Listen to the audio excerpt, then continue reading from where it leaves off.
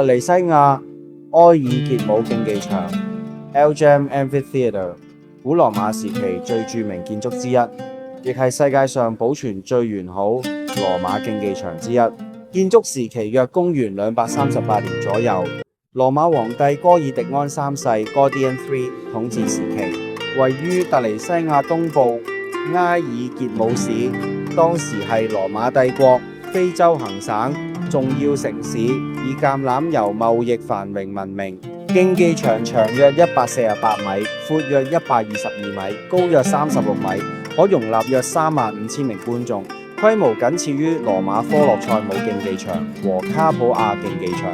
採用巨石砌建築，共3層拱廊，地下有複雜通道，房間用於關押猛獸和角鬥士。競技場主要用於角鬥士比賽、戰車競賽、公開表演和處決犯人。喺羅馬社會中，娛樂與政治宣傳重要場所。羅馬帝國雖落後，競技場曾被用作要塞，甚至成為當地居民避難所。埃爾傑姆競技場歷史演變。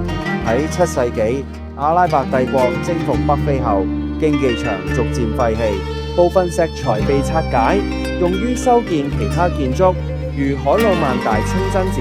在17世紀時，奧斯曼帝國時期，競技場曾用於抵抗地方叛亂嘅堡壘。到咗19世紀，歐洲探險家重新發現並記錄咗呢個遺址，引起國際關注。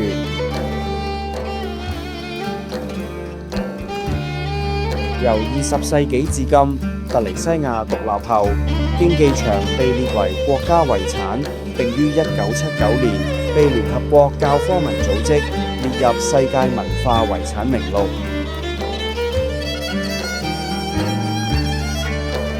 競技場由於大自然風化問題、旅遊壓力及自然侵蝕，在保育保護工作面臨挑戰。